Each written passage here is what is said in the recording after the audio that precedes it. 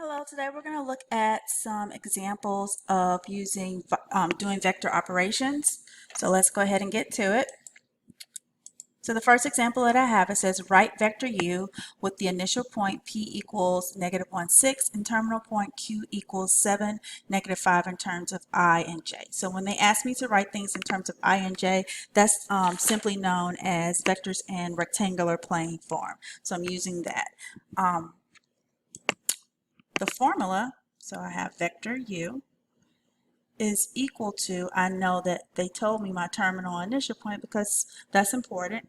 Remember, like when we did slope and using lines, the points didn't matter, the direction. Well, for vectors, direction matters. So we have x2 minus x1 will be my I, plus y2 minus y1 will be my j. And of course, the x2 is my terminal point, x2, y2 is my terminal point, and x1, y1 will be my initial point. So let's go ahead and plug those values in. So x2 would be 7 minus a -1 for x1. Sorry for the interruption. So I plus my y2 would be -5 minus 6 j. So we know that 7 minus a -1 would give us 8i, and -5 minus 6 is going to give me a minus 11j. All right. So now let's recall the formula for vector components in terms of magnitude and direction. So there's quite a few formulas here. All of them are useful for us to use. It says given a position vector at vector v is equal to x, y, and a direction angle theta. We know that cosine normally deals with my x values, and as you can see, it's corresponding to our x values again.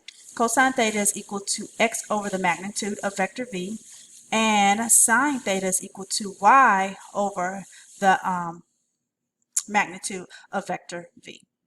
And also x is equal to the magnitude of v cosine theta, and y is equal to the magnitude of v sine theta. Also, v is equal to xi plus yj, and it's also equal to the magnitude of cosine theta I plus the magnitude of times sine theta j, and the magnitude is expressed as it looks like an absolute value sign, so magnitude of v equals the square root of x squared plus y squared, and hopefully this is familiar to you. It looks like the distance formula. So let's do an example. It says a vector travels from the origin to point 3,5. Write the vector in terms of magnitude and direction. So we're going to use that information that we just talked about here. So first, if I draw it out, and I'm only using the first quadrant because we're only dealing with positive numbers, we see that our x values, 3, go this way, and our y values, y, go that way. All right, so if we want to find the magnitude first, the formula, we'll call this vector v, is equal to x squared plus y squared. And so my x value is 3, so that's 3 squared, which is 9. My y value is 5 squared, which is 25.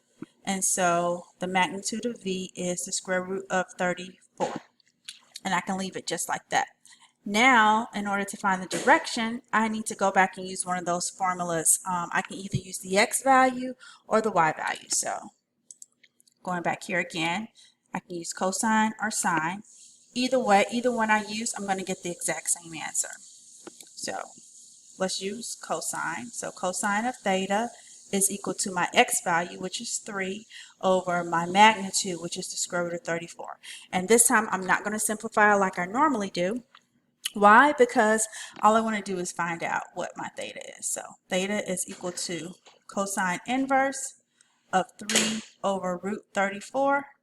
When I put that in my calculator, I get around 59 degrees. Now, you can pause the video and try it for the sine formula. Plug in sine theta is equal to my y value over my the magnitude of my vector, and you will see that you will get 59 as well. So please feel free to do that.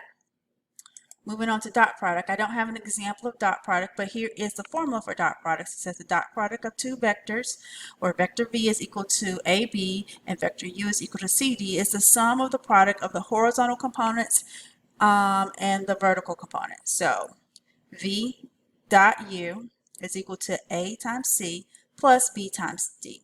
And to find the angle of the two vectors, we use the formula cosine theta is equal to v over the magnitude of v times u over the magnitude of u. All right, so next let's look at some examples of adding, subtracting, and multiplying by a scalar graphically. So I came over here and I copied these hopefully to help us to kind of visualize what they look like a little bit better. So hopefully that'll work from us.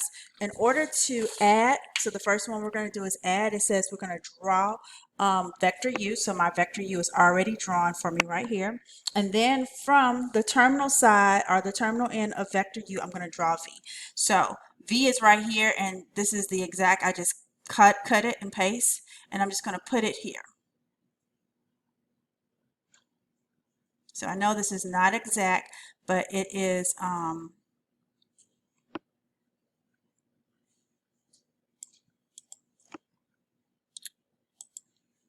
pretty exact. So I know that I can draw my line now. Forgive me, my line is not perfect, or my vector. So that line right there represents vector u plus vector v. Okay, so I'm going to move it. So that's what u plus v would look like. Now if we do u minus v is the same thing, except for my v vector is going to be the opposite. So I'm going to just turn it so it's opposite,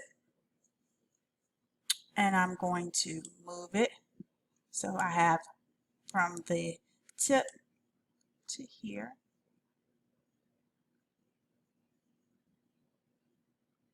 And then again, I'm just going to draw my line.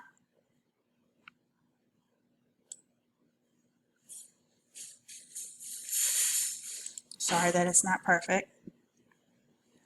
And so this is what u minus v will look like. Now, finally, to show what 2u looks like, I have my u here, and then I'm just going to put another one there. So it's twice as long, right? And so this is what, and if I draw it out, that would look like.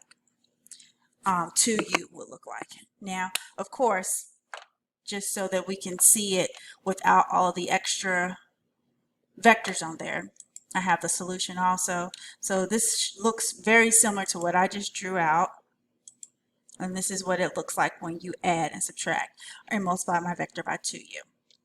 Let's do another one. All right, so it says use the vector shown to sketch u plus v and u minus v and then 2u. So again, I have my, this time I didn't even really need to do this because it's already drawn from the vector, and then my terminal end I drew v, so I can actually just go ahead and connect, right? I can just go ahead and connect that. Make sure I can draw. Oops.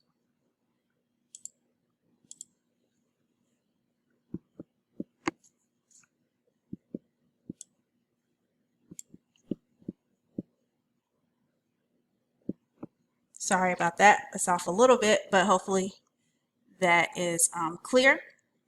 Now, if I'm going to do minus, again, I need the opposite direction that this u is in. So I am going to turn it around.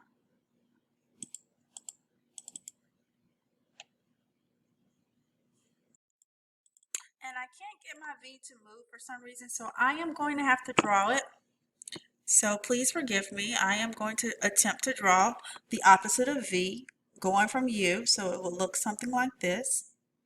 And then if I draw my connecting vector, it would be like that.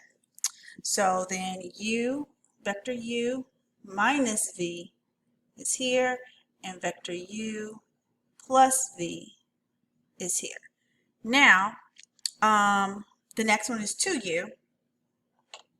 I will take this, if it will move, hopefully, to visualize, and I'll just connect it here, and that will be twice u, and I can connect my lines like so. And of course, I have it written out a little neater for us here. Okay? So this is what we got here and here.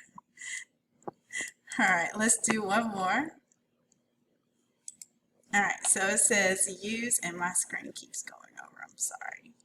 Use the vectors shown to sketch 2u plus v. So hopefully everything moves this time like it's supposed to. So 2u